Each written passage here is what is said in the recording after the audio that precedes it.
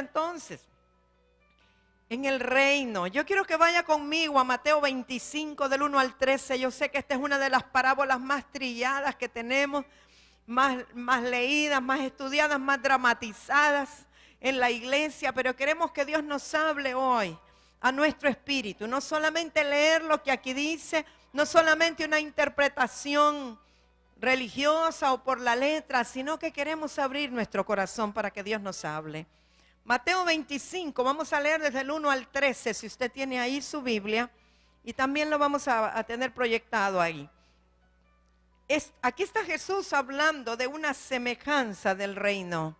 ¿Cuántos saben que Jesús a los fariseos les hablaba por parábolas para que no entendieran muy bien, verdad? Solo los entendidos podían captar lo que él estaba diciendo. Porque saben, mis amados, que la persona religiosa legalista no puede captar los misterios del reino. Dice entonces, el reino de los cielos será semejante a 10 vírgenes que tomando sus lámparas salieron a recibir al esposo. 5 de ellas eran prudentes y 5 insensatas. Las insensatas, tomando sus lámparas, no tomaron consigo aceite, mas las prudentes tomaron aceite en sus vasijas juntamente con sus lámparas. Y tardándose el esposo, cabecearon todas y se durmieron. Quiero que escuchen bien, porque voy a llamar unas voluntarias por aquí. Y a la medianoche se oyó un clamor: aquí viene el esposo, salid a recibirle. Entonces todas aquellas vírgenes se levantaron y arreglaron sus lámparas, y las insensatas dijeron a las prudentes: danos de vuestro aceite, porque nuestras lámparas se apagan. Mas las prudentes respondieron diciendo: para que no nos falte a nosotras y a vosotras, id más bien a los que venden y comprad para vosotras mismas. Pero mientras ellas iban a comprar, vino el esposo, y las que estaban preparadas entraron con él a las bodas, y se cerró la puerta. Después vinieron también las otras vírgenes diciendo: Señor, Señor, ábrenos. Mas él respondiendo dijo: de cierto os digo que no os conozco. Velad pues, porque no sabéis el día ni la hora en que el Hijo del Hombre ha de venir. Qué tremenda es esta escritura. Dice que esto es el reino de los cielos. Ahora yo voy a pedir 10 señoritas, 10 jovencitas que vengan aquí al frente, por favor. Nos vamos a divertir esta mañana. Empiecen a pasar, vamos. 10. Rapidito. Vamos. 2, 3, 4, 5, 6. Faltan 4. Por allá viene. 7, ¿ya las tenemos? 3, 5, 7, 9, 10. Excelente, ok. Yo no voy a osar decir quiénes son prudentes y quiénes son insensatas. Cualquier cosa usted culpa al hermano Luis Alvarado, ¿sí? Él le va a dar al azar unas lámparas, unas linternas. Vengan, hermanos, por favor. Así al azar, usted tome la que a usted le parezca bien. Vamos a ver, tienen que ser 10, una para cada uno. Al azar, ¿verdad, hermano Luis? La que quiera, escoja la más bonita. Ok. Muy bien. Excelente, todas tienen una linterna. Ok, obviamente la escritura nos está hablando de una lámpara que en la punta tiene un recipiente como aquellas de la menorá, y entonces se le ponía aceite y encendía. Pero como estamos aquí en el siglo XXI, entonces son linternas, ¿verdad? Ahora, cada quien trate de encender su linterna, por favor. Enciéndala, ok. Las que tienen luz, entonces son las prudentes. Las que no les produce luz, lo siento mucho, ¿verdad? Son las insensatas. Ok, pero el hermano Luis es el culpable. Yo no tengo nada que ver en el asunto, ¿está bien? Entonces, yo voy a ir leyendo, y como ustedes son muy buenas actrices, ¿verdad? ¿Y dónde está hermana Ionita para que me las dirija aquí? Yo la vi por ahí pasar. Bueno, pero ustedes son buenas actrices. Yo voy a empezar a leer y ustedes van a hacer. Dice: entonces el reino de los cielos será semejante a 10 vírgenes, aquí las tenemos, que tomando sus lámparas salieron a recibir al esposo. Ustedes se van como para allá con sus lámparas porque están esperando que el esposo va a llegar. Vayan a buscarlo con lámpara y todo, porque están esperando al esposo. 5 de ellas eran prudentes y 5 insensatas. Las insensatas, tomando sus lámparas o focos de mano, no tomaron consigo baterías. Más las prudentes trajeron baterías para cambiarles cuando se les acabara la energía a las lámparas.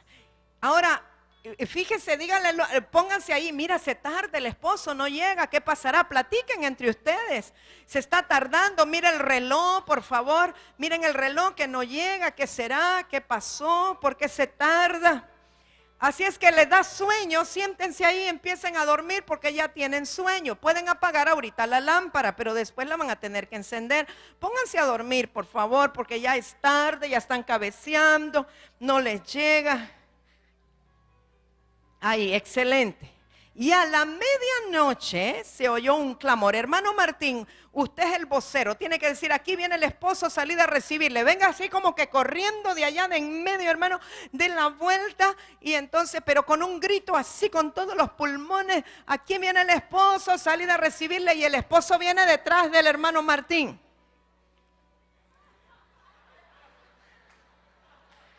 Excelente.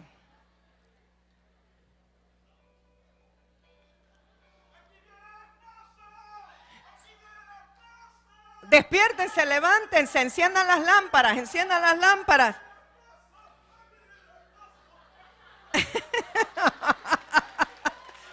Y las que no tienen baterías, díganle a las otras, denos, porque la de nosotros no se enciende. Fíjese. Dice, más las prudentes le dijeron que no, vayan ustedes a comprar. Ahora, pero mientras ellas iban a comprar, vayan las que no tienen baterías a comprar baterías.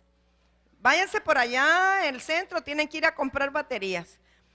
Pero vino el esposo y las que estaban preparadas, llega el esposo y ahí vienen ustedes alegres, contentas porque vino el esposo, enciendan la lámpara, por favor.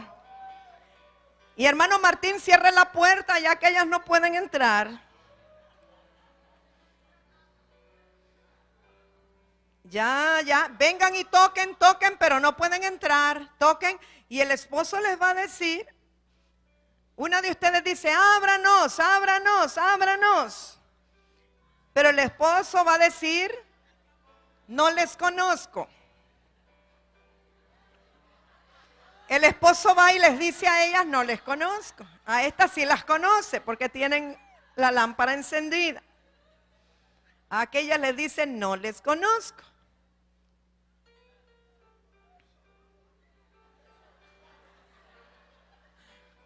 Muy bien, le damos un aplauso a los actores. Gracias, hermanos. Yo creo que no se les va a olvidar. Cuando le devuelva al hermano Luis la lámpara, le reclama por qué, ¿verdad? Los que no les dio baterías.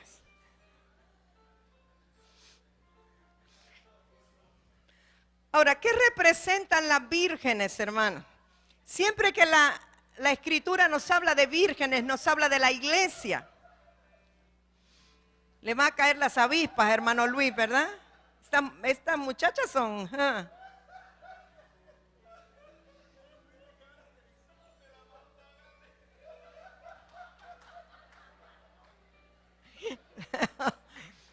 Amados, la iglesia en la escritura se representa por vírgenes, la iglesia pura y sin mancha. Las vírgenes representan a la iglesia, no necesariamente tienen que ser femenino, masculino. La iglesia está representada por la virgen. Pero ¿por qué 10 precisamente? 10 vírgenes. ¿Sabe que el número 10 indica justicia perfecta?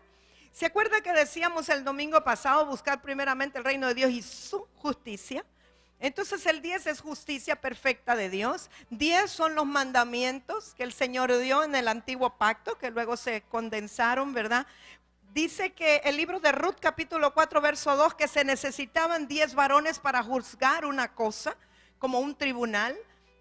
¿Sabe que 10 era el mínimo requerido para una reunión aún en la sinagoga? Por eso fue que cuando Dios le estaba diciendo a Abraham que iba a destruir a Sodoma y Gomorra, Y dijo, si tan solo se encontraran 10, y Abraham, no se atrevió a pedirle si fueran 9, 8, 7, porque 10 era el mínimo para hacer una reunión espiritual en Israel. Aún en la sinagoga, si hay menos de 10 no hacen la reunión, tiene que haber 10. Y dicen los historiadores bíblicos que el mínimo de hombres que debían reunirse para comer el cordero pascual eran 10. O sea que cuando había menos se juntaban con otra familia para comer el cordero. Y cuando hablamos del cordero, estamos hablando del Señor Jesucristo. Entonces esta parábola tiene que ver con la iglesia, el mínimo de iglesia o el remanente o los escogidos para poder reunirse con el Señor, con el esposo que viene. Ya sabemos que el esposo representa a Cristo, ¿verdad? No necesita que le explique eso. Ahora, quiero que veamos algo importante. ¿Por qué dice que tardó el esposo? Y yo a veces medito, digo, desde tiempos de Pablo. Pablo está diciendo que el Señor ya viene, que viene ya. Y uno dice, han pasado más de 2000 años y aquel dijo que ya venía y todavía no viene. Y como que nosotros podríamos estar desapercibidos o podríamos estar confiados y no apercibirnos de que la venida del Señor está a las puertas. Como que en muchos lugares ya se nos ha olvidado inclusive predicar que hay que estar preparados porque la venida del Señor está cerca. Y interesantemente yo meditaba que, por ejemplo, en el caso de cuando Moisés subió al Sinaí para recibir las tablas de la ley, ¿se acuerda que él les dijo a los que quedaban abajo que iba a tardar 40 días?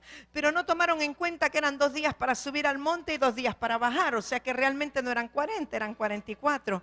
Y entonces cuando llegó al día 40 y Moisés todavía no había terminado, ¿verdad?, de descender, la gente se desesperó. Dijeron, Moisés ya tarda, nuestro líder no viene. Estaban desesperados y tomaron otra opción. Empezaron a hacer un cordero de fundición o un becerro fundido y empezaron a adorar al becerro. O sea, da la impresión que cuando las cosas no se dan en el tiempo nuestro o en el tiempo que nosotros suponemos que va a darse, como que ponemos nuestra mirada en otra cosa y dejamos de estar apercibidos en el Señor. Yo quiero preguntarle, ¿cuántos de ustedes se cansaron de esperar el cumplimiento de una palabra profética y de pronto comenzaron a poner su mirada en otra dirección? Dígame con sinceridad, ¿cuántos Dios les habló quizás hace 20 años, 25 años, 15 años, 10 años? Y usted esperaba y esperaba, porque a veces creemos que Dios mide el tiempo con este reloj. Y uno dice, pasa el tiempo y no ha llegado y no viene. Y entonces empezamos como a tomar nuestras propias acciones para hacer aquello, para lograr aquello que nosotros decimos, bueno, ya Dios se olvidó, ya Dios no cumplió. ¿Usted se acuerda cuando el Señor Jesucristo fue a orar al huerto de Getsemaní y le pidió a los discípulos que quedaran allí orando, clamando?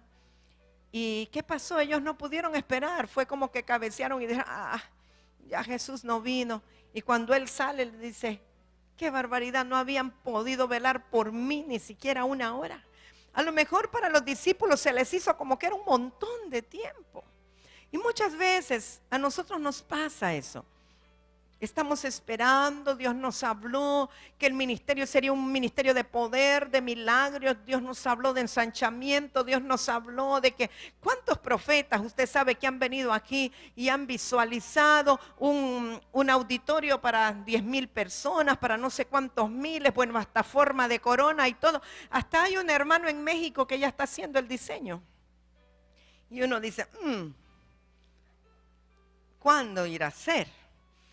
Y tantas otras profecías, ¿verdad? O tantas otras palabras, o tantas cosas en la Escritura que están allí. Y uno como que se impacienta. ¿Cuántos saben que del fruto del Espíritu, el más difícil de lograr es la paciencia?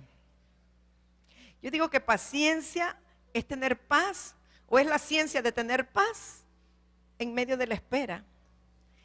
Y no muchos pueden tener esa gracia de Dios de poder esperar pacientemente. Y nosotros, aún que seamos la iglesia del Señor, no somos la excepción. Nos desesperamos y pensamos que tarda el cumplimiento.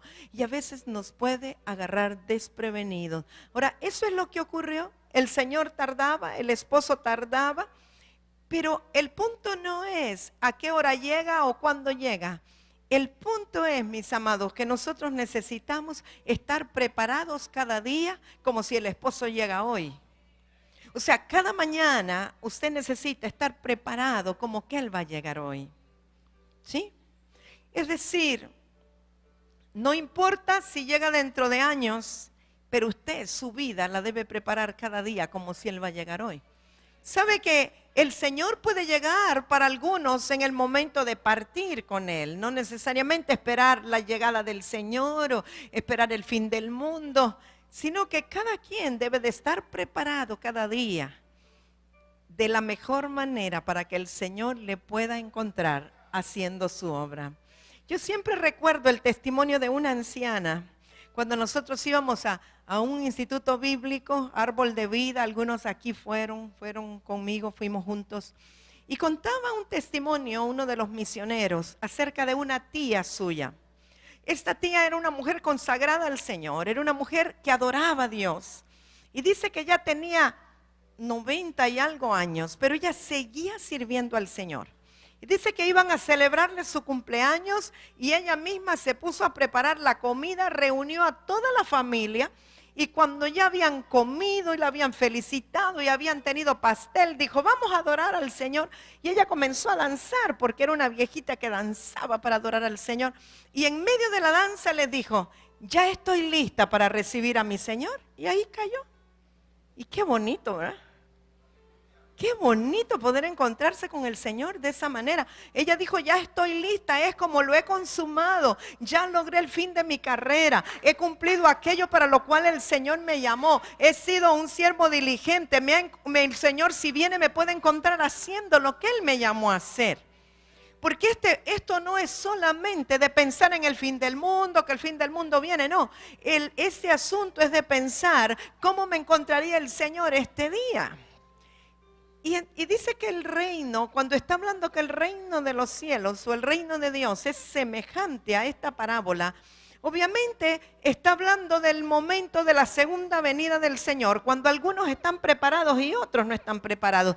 Pero nosotros debemos aplicarlo también a nuestra propia vida, si realmente estamos preparados. Y vamos a seguir viendo, claro, lo que significa la lámpara y lo que significa el aceite y todo lo demás.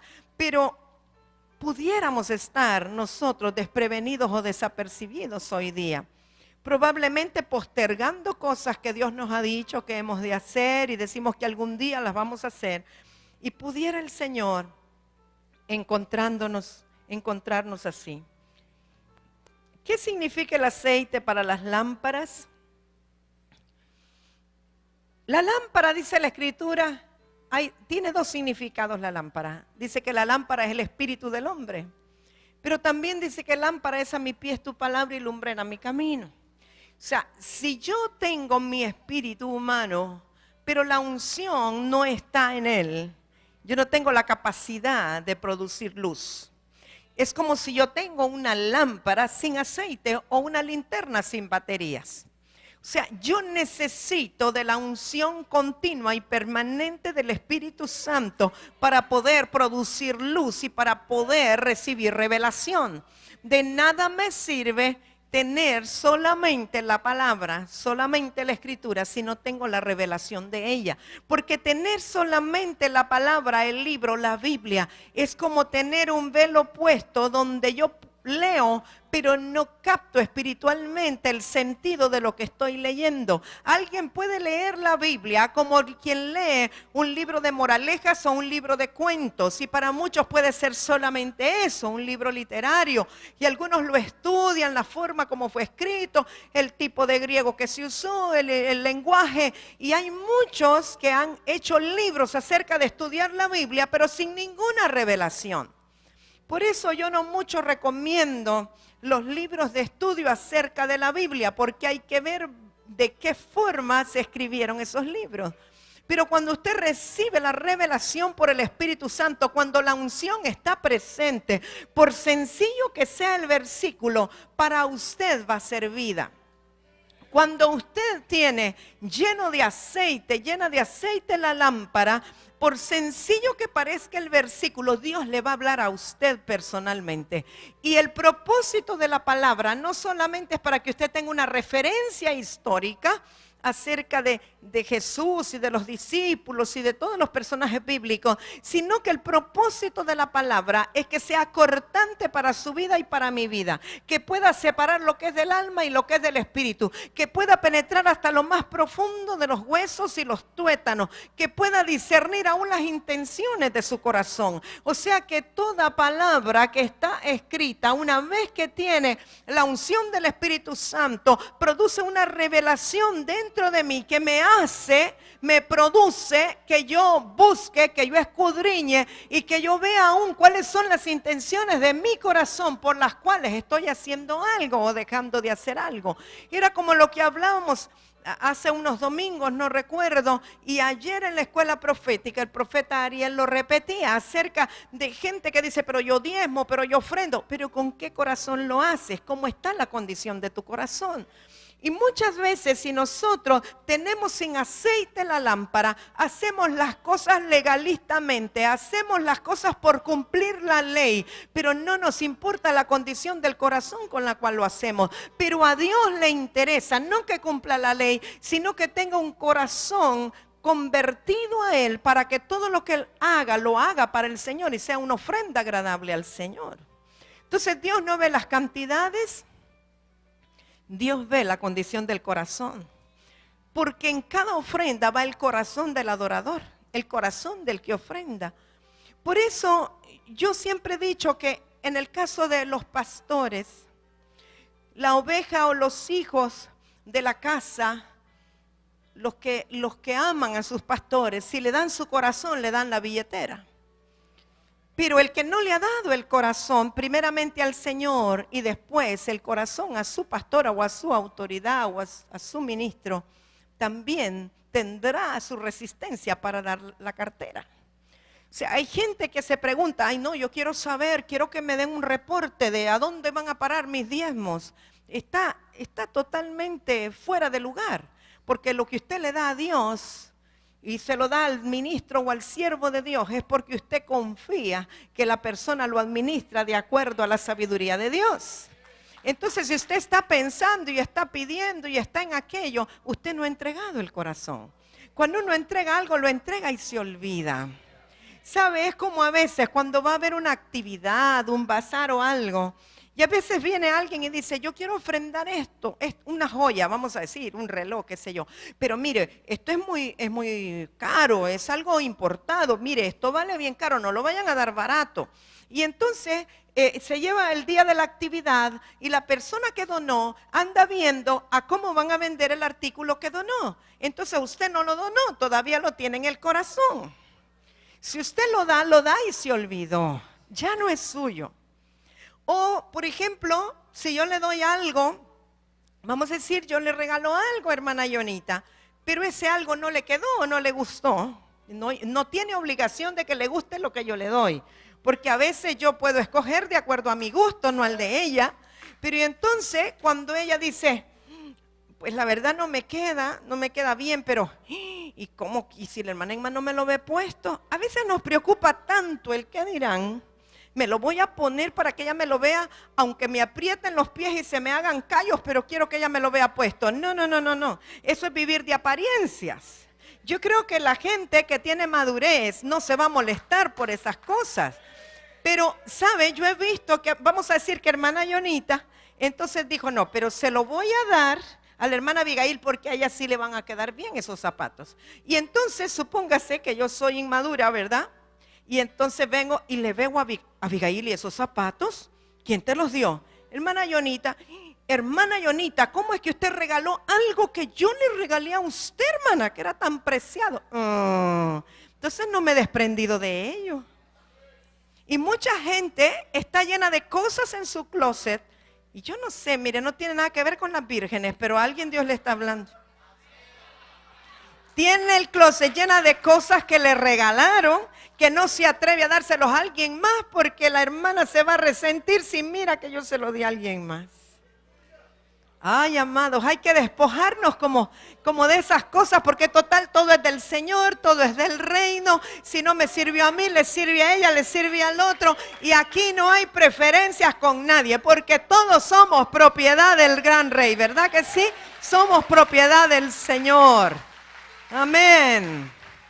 Qué bueno, amados. Entonces, la unción de que está hablando esta escritura, el aceite de que está hablando, es un aceite, mis amados, que no se termina.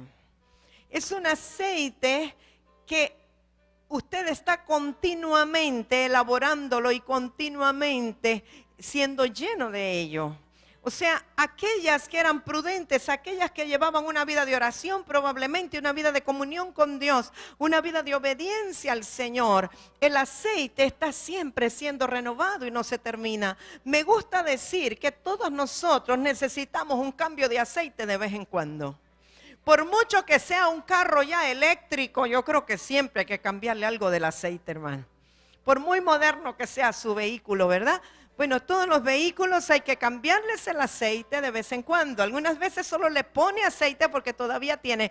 Pero cuando ya está muy usado y se ha ensuciado, hay que cambiarle el aceite. O sea, hay que renovar la unción. Hay que estar siendo expuestos a la unción del Espíritu Santo continuamente. Y muchas veces necesitamos ser expuestos a otra unción del Espíritu a través de otro siervo, de otro ministerio, porque eso nos activa el estar renovando el aceite.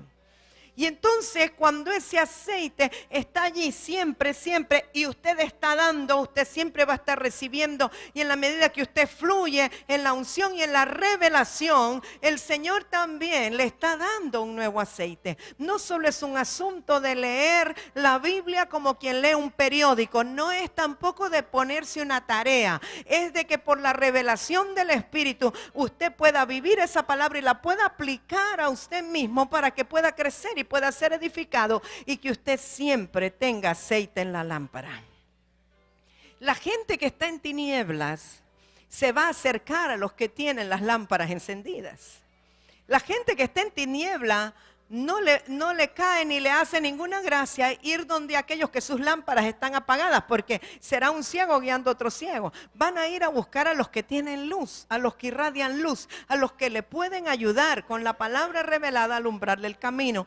La unción tiene que ver con vida, tiene que ver con el río de vida, tiene que ver con una acción interior. Mire, yo sé que hay temperamentos, yo respeto los temperamentos, pero sinceramente, cuando la unción del Espíritu Santo está fluyendo, hay momentos que no importa cómo usted sea y cuál es su temperamento, usted no puede mantenerse como es. Usted no puede mantenerse en pie. Usted no puede mantenerse bien compuesto y bien conformado, porque la unción del Espíritu está por encima de todas las composturas y las posiciones, ¿sí? Y yo no sé cuántos estuvieron por allá del 1990 en el ministerio. 1988. Pero recuerdo en ese tiempo, nosotros teníamos mucha relación con el ministerio de la montaña de Pacheco. ¿Cuántos conocieron Pacheco? Un ministerio profético en la montaña, donde había una compañía de profetas. Con hermana Felicia fuimos varias veces. Una vez dormimos dentro del carro, ¿se acuerda, hermana Felicia? Bueno, y fueron tiempos así de danza, de vino, de todo. Tiempos muy hermosos, pero quiero recordar esto porque siento que Dios quiere hacer algo hoy en el aceite del hermano Rigo.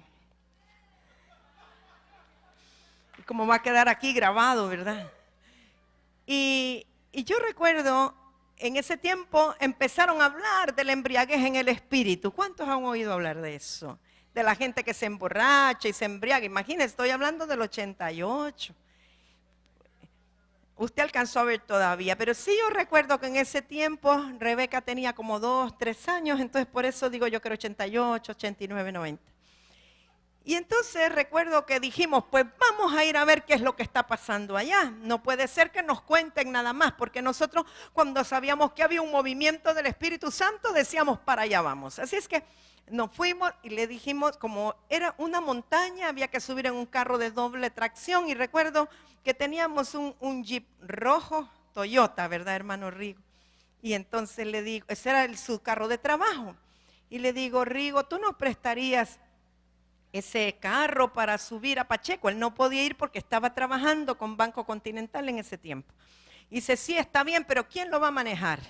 No, lo va a manejar Lobo Feroz, ¿verdad? El hermano, ¿cuántos conocieron a Lobo Feroz? De feroz no tenía nada, ¿verdad? El hermano Oscar Sánchez, que él era bombero, era buen conductor, y su familia, o sea, la apóstol del lugar es su tía y todos sus parientes. Así es que él le pidió su permiso y dijo sí. Entonces el hermano Rigo dijo, no, si Oscar va manejando, sí, yo les presto el carro. Y fuimos un grupo para allá. Y llegamos y olvídese, esa gente vivía embriagada todo el día, empezaban a danzar y se revolcaban. Y yo recuerdo, Yoli iba allí. ¿Dónde está Yoli? No nos habíamos bajado del carro, ya Yoli estaba embriagada y revuelta, ¿verdad?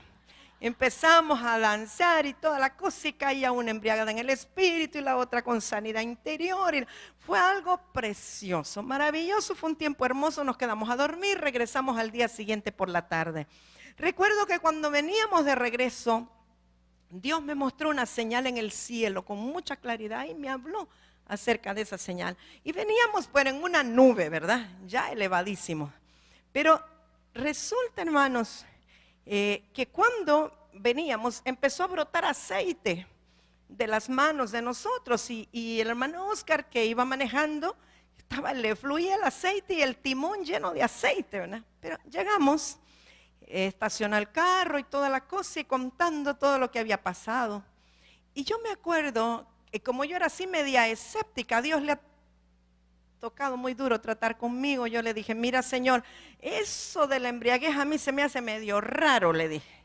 Pero si es tuyo, yo lo acepto. Y para que yo crea que es tuyo, hasta que vea a Rigo revolcado, voy a creer. O sea, eso era como quien dice... Él no es emotivo, emocionalista, usted lo conoce. O sea que si yo lo miraba a él así revolcado, es que podía creer que era del espíritu y no era emoción, ¿verdad? Y bueno, al día siguiente él se levanta, va para su trabajo, se sube al vehículo y me dice, ¿qué estuvieron haciendo ustedes con aceite? Está lleno de aceite el timón del carro. Digo, no, fluyó aceite del Señor. Y ustedes saben que el aceite es un medio de contacto también, ¿verdad? Él agarró el vehículo y se fue a trabajar, pero algo le pasó a través de ese aceite. Y en la reunión siguiente que tuvimos, ¿qué cree usted? El hermano Rigo revolcado en el acerrín. Tengo fotos para que no se retracte y tenemos videos. Y gritaba, pero como un borracho de esos que usted ha visto en las calles. Y eran unos gritos, ¿verdad? Y entonces los que querían ir y recuerdo que Rebeca como 3 años lo quedaba viendo como preocupada. Y cuando quería alguien irlo a sacar de ese medio, el que lo tocaba caía embriagado y caía encima. Fue una maleta de borrachos ahí ese día. Y fue una cosa tan tremenda lo que el Espíritu de Dios hizo por su unción. Ahora, no era que tenía algo mágico el aceite, pero hubo algo, un contacto de la unción que estaba siendo liberada, como ocurrió con los mantos de Pablo, ¿verdad? Que sanaba luego a los enfermos. Y como yo le había puesto un vellón al Señor, debe haber dicho, esta incrédula, pues, para que crea le voy a embriagar al marido, para que vea que es cierto. Pero mire, fue algo tan tremendo lo que comenzó a ocurrir. Yo sé que muchos lo vivieron, sanidades interiores. Me acuerdo una vez, uno de los hermanos jugando carritos con el Señor Jesús allí en medio de la sanidad. Recuerdo otra vez, estaba, creo que era hermano Alejandro Bustillo, y que le decían, viene la policía, porque no había manera que el hombre volviera en sus cabales. Que venga, que se los lleven a todos, decía. Pero es que, mire, usted tiene que haberlo visto eso, hermano. Era algo, a veces estaba alguien dirigiendo la reunión, y empezaba a entrar en una embriaguez, y entonces iba el otro a tomarle el micrófono como para que espere, y caía aquel también, y era una cosa como que era un cortocircuito. Yo no me acordaba de este punto, ni tenía en memoria que iba a hablar de esto, pero yo creo que el Espíritu Santo quiere hacer cosas sobrenaturales otra vez. La unción del Espíritu Santo trasciende los límites de nuestras composturas. Porque cuando ya nos ponemos maduros, que de tan maduros somos tiesos, entonces ya estamos pensando, ay no, ¿qué van a decir? Lo están filmando, están por internet. Si viene alguien, algún religioso, no, ¿cómo que va? Y entonces nos empezamos a poner tan conscientes de la gente que nos volvemos inconscientes con Dios. Y tal vez el Espíritu Santo quiere sacarnos de un esquema, quiere hacer un rompimiento. Y aunque digamos que somos del Espíritu, si nos analizamos bien, estamos programados. Y Dios quiere sacarnos de esos programas que nos limitan la libertad del Espíritu. Eso no fue un aullido de lobo, eso fue el hermano Benjamín. Y Dios quiere que tengamos una flexibilidad y una libertad para adorarle a Él. Como no es posible que solo cuando tiene una asamblea de unos pocos locos eso pueda ocurrir. Yo creo que igual puede ocurrir con 1000, con 3000, con 2000.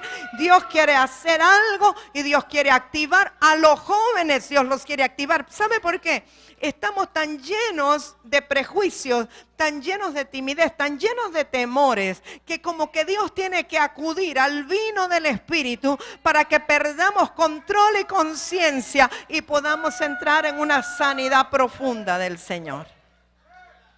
El aceite de la unción o la unción del Espíritu Santo es el que propicia el río de vida que trae sanidad y trae gozo.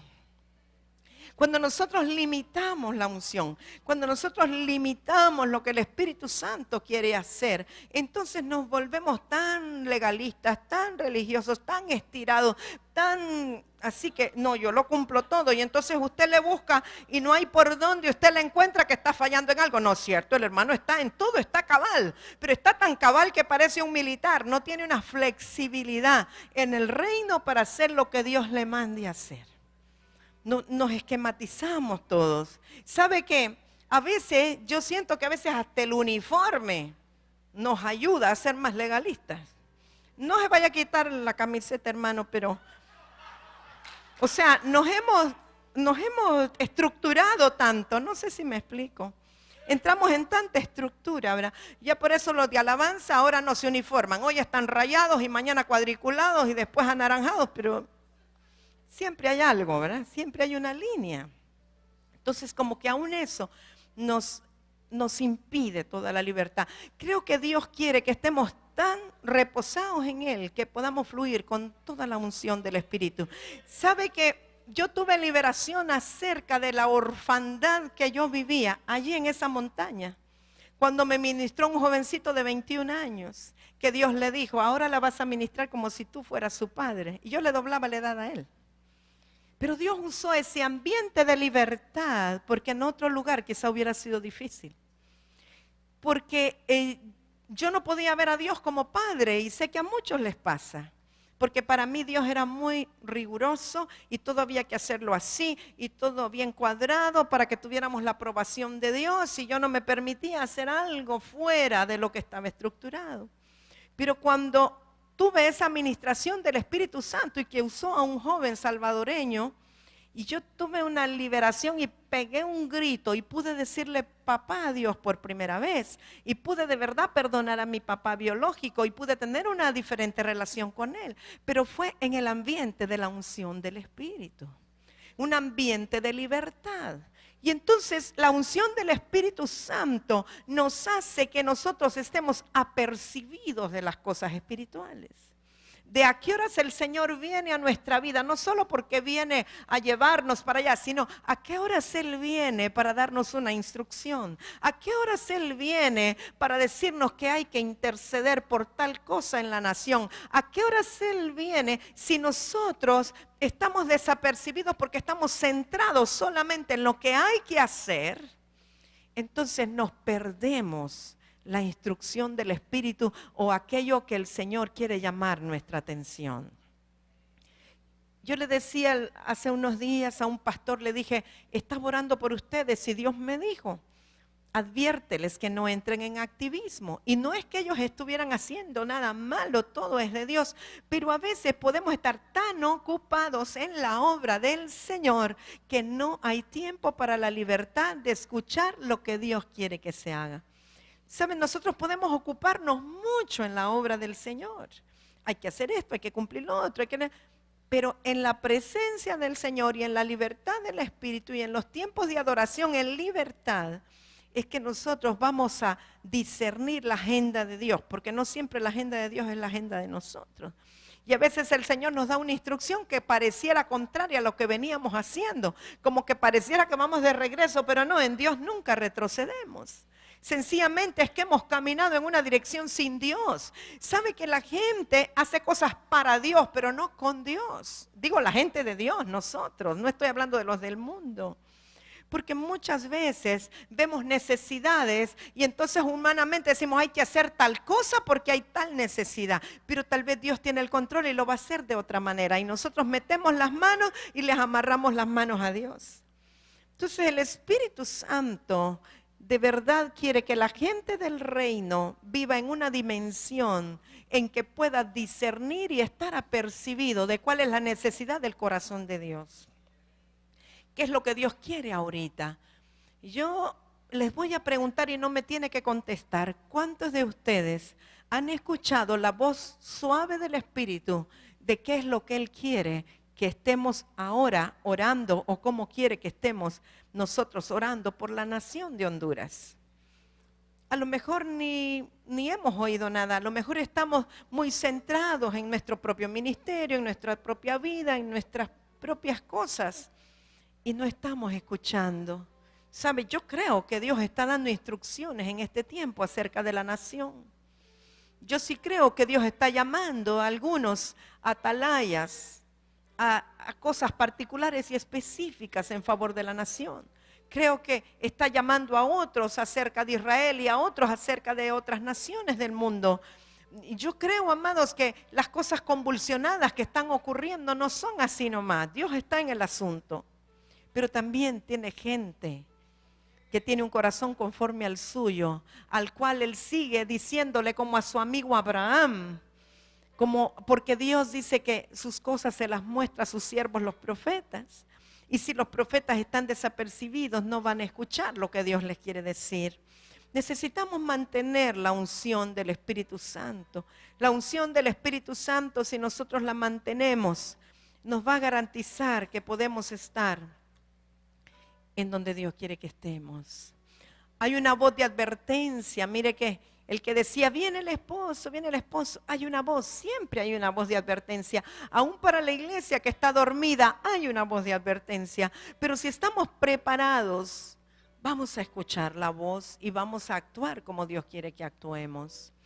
¿Sabe que antes de esa, interesantemente, en el Evangelio según San Mateo, antes de que Jesús les hable de la parábola de las 10 vírgenes haciendo una semejanza con el reino, Él les acababa de hablar acerca de la venida del Señor Jesucristo. Yo quiero que lo leamos solamente para que veamos la condición en que está el mundo actualmente. Mateo 24, verso 42. Eso es un momentito antes de que Él hablara del reino de los cielos, que es semejante a las 10 vírgenes. Dice Mateo 24, 42, velad pues, porque no sabéis a qué hora ha de venir vuestro Señor. Pero sabed esto, que si el padre de familia supiese a qué hora el ladrón habría de venir, velaría y no dejaría minar su casa. Por tanto, también vosotros estad preparados, porque el Hijo del Hombre vendrá a la hora que no pensáis. ¿Quién es pues el siervo fiel y prudente al cual puso su Señor sobre su casa para que les dé el alimento a tiempo? Bienaventurado aquel siervo al cual cuando su Señor venga le haya haciendo así. De cierto os digo que sobre todos sus bienes le pondrá.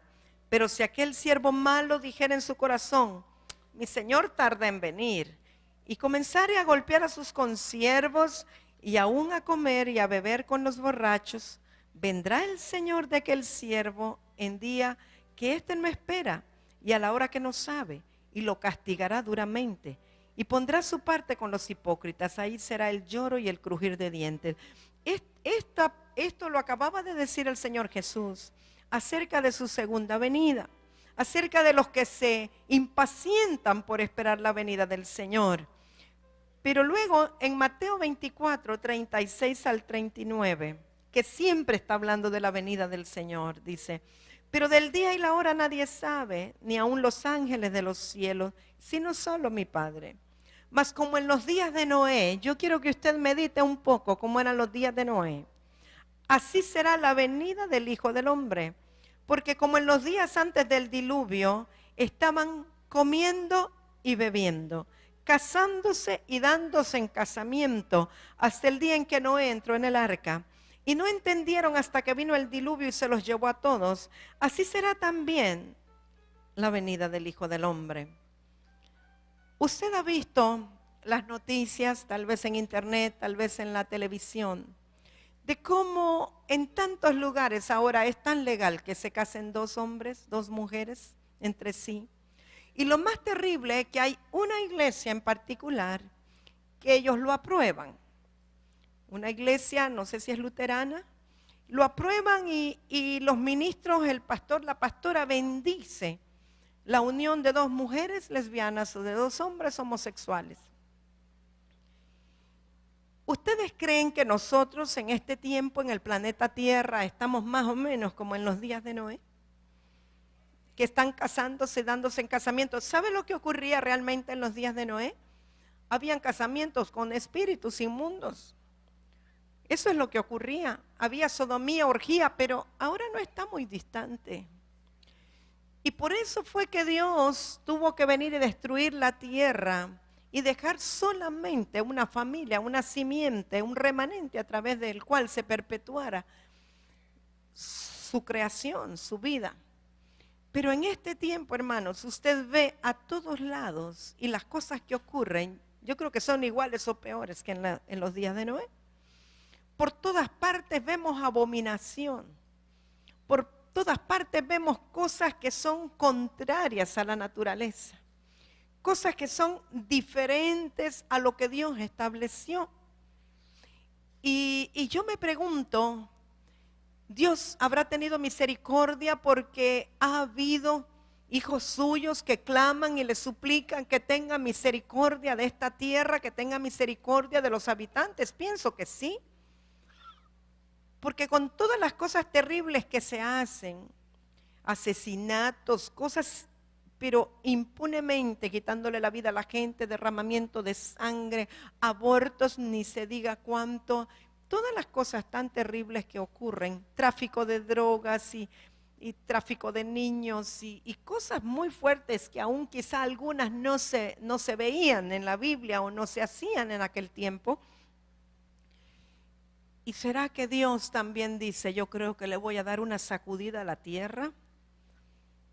No sé si usted ha meditado de dónde vienen los terremotos que han ocurrido, de dónde viene la erupción de los volcanes, de dónde está viniendo, imagínese en Islandia por un lado, en Ecuador por otro lado, en Guatemala por otro lado. Usted dice, ¿qué cosa? ¿Esto será coincidencia? ¿Cree usted que es coincidencia que se sacude un volcán y luego otro? Y tantas cosas que están ocurriendo, lo del aceite en el Golfo, que está muriendo la fauna allí en las mismas playas, es destrucción, cosas que han venido por la mano del hombre. Ahora, ¿qué papel tenemos nosotros? ¿Estamos apercibidos o estamos desapercibidos? ¿Será que estamos indiferentes porque no nos toca directamente? ¿Será que lo vemos como muy lejano? Allá en Guatemala, un volcán que llenó de piedritas y de humo. La gente que le ha tocado, los hermanos Parol que están aquí nos decían, ellos estaban en Londres, en Inglaterra, cuando ocurrió lo del volcán en Islandia, y tener todos los aeropuertos paralizados, miles de gente que perdieron sus aviones, gente desesperada, sabe, dice que les costó $5,000 poder volver a casa porque no habían vuelos, boletos, la única manera era a través de Madrid.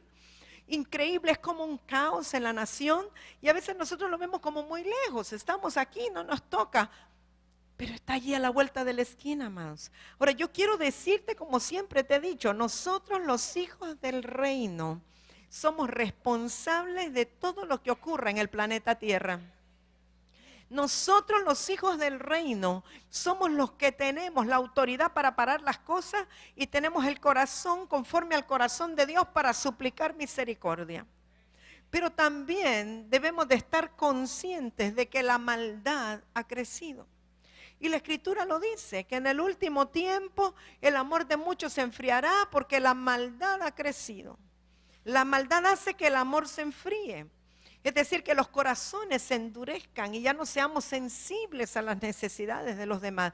Pero yo cuando veo la Escritura y veo lo que el Señor dice acerca de su venida, yo siento que estamos como en los tiempos de Noé, en que había tanto desastre. Y yo creo, yo veo, yo percibo a Dios como diciendo, una vez más el ser humano me falló.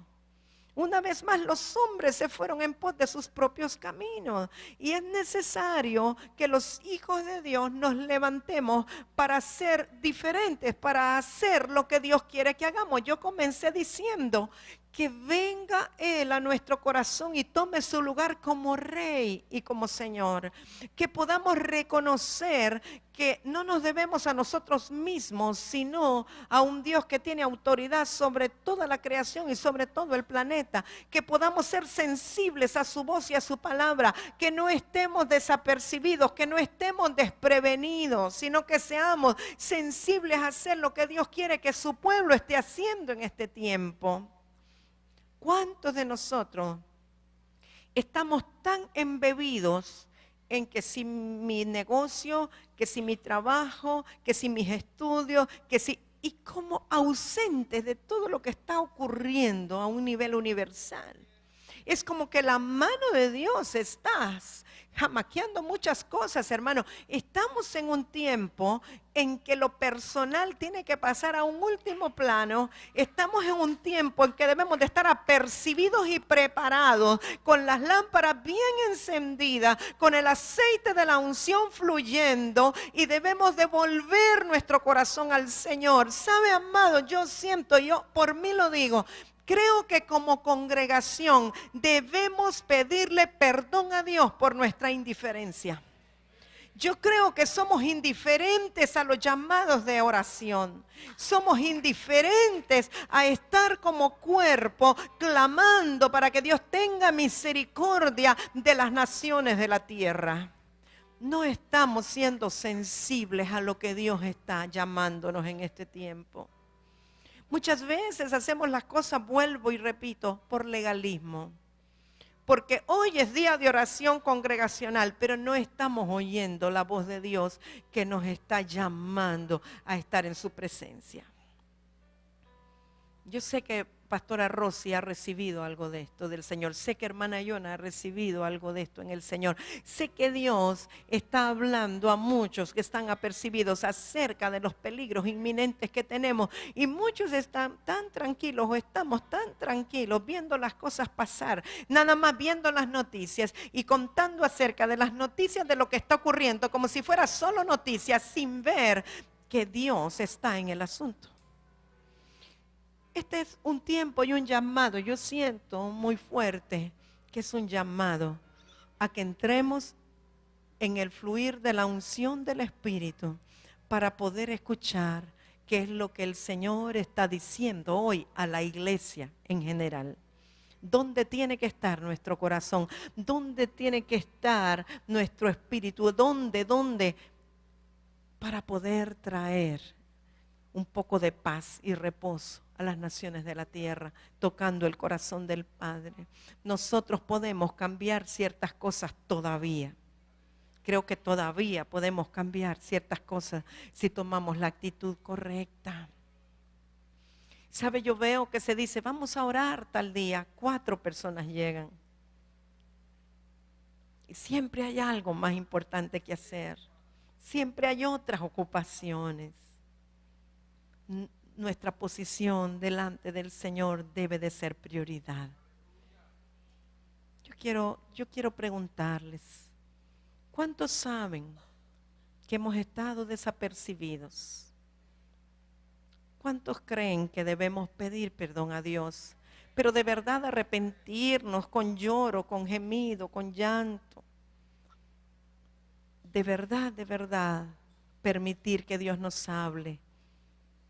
¿Sabe que una manera de ponerle aceite a la lámpara es permitiendo que nuestro corazón se quebrante? Porque muchas veces, aunque tengamos el aceite en la mano, no se la podemos poner a la lámpara porque estamos muy engrosados. Y nuestra alma está muy centrada en otras cosas de vanidad de este mundo. Y solo cuando nos quebrantamos delante del Señor es que Él puede permitirnos que le pongamos aceite a la lámpara.